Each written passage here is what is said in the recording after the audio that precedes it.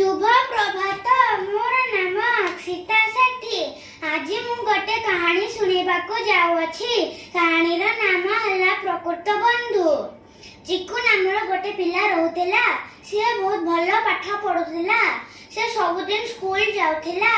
तार बहुत सारा सांग थिले, सोनू, मुनू, चिक्की और रूपा। किंतु एमानक मध्यरु सोनू चिक्कूर बेस्ट फ्रेंड थिला।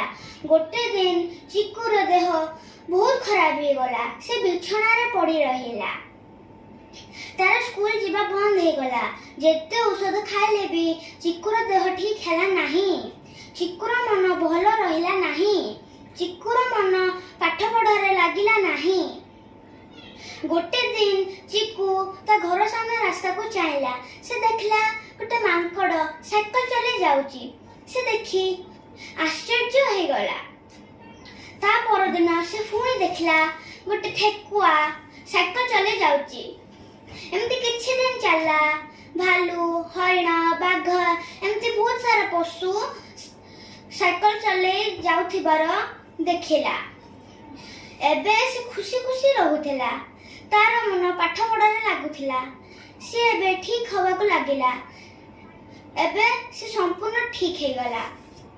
आउ स्कूल जीवा आरंभ कला। चिक्कू को देखि ता सांग माने बहुत खुशी हो गले। चिक्कू बाघ, हरिण, भालू पशु मानक विषय रे ता सांग मानक कहला। आ तांको न देखि पारुथिबारु बहुत मन दुख करथिला। चिक्कूर मन दुख देखि सोनू सत कथा कहला। सोनू कहला जे चिक्कू मु तो घर सामने रे पशु मानकर पोशाक पिंदी साइकिल चले जाउथिली तो मन को खुशी करबा पई। एहा सुनी चिक्कूर आखिरे लुह आसीगला। से सोनू को कुंडे पकेला। आउ ताकू सुस्थ करिथिबारु धन्यवाद देला। आमे कहानी रु एहा सिखिलु कि प्रकृत बंधु अमूल्य रत्न समान। धन्यवाद।